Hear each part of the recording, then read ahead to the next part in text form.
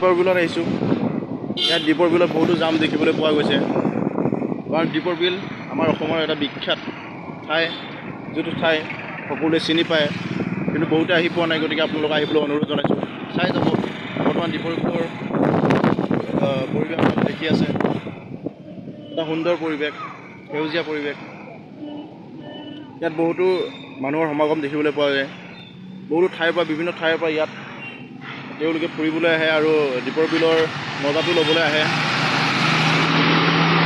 বৰ্তমান দীপৰ বিলত গাড়ী বহুত আহিছে আৰু মানে বহুত জাম দেখিবলৈ পোৱা গৈছে ইয়াত দীপৰ বিলত।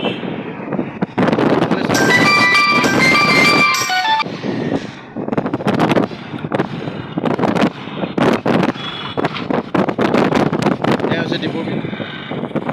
মেইন ৰাস্তাটো এয়া আগত আছে, যিটো মেইন ৰাস্তা। আমিও আহি পোৱা নাছিলোঁ, আজি আহিছোঁ প্ৰথম। ইয়াত দেখিছে দীপৰ বিলত এইবিলাক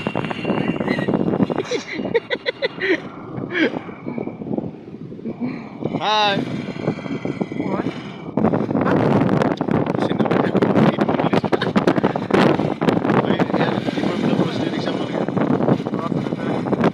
ইয়াত বহুতো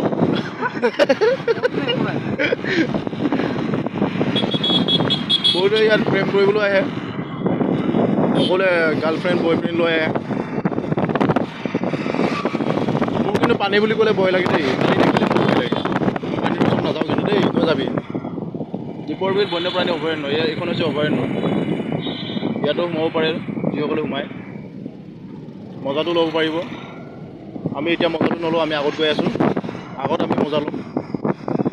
আগত নাই একো, ৰাস্তাহে হ'ল। বৰ্তমান বাটত বহুতো জাম দেখিবলৈ পোৱা গৈছে।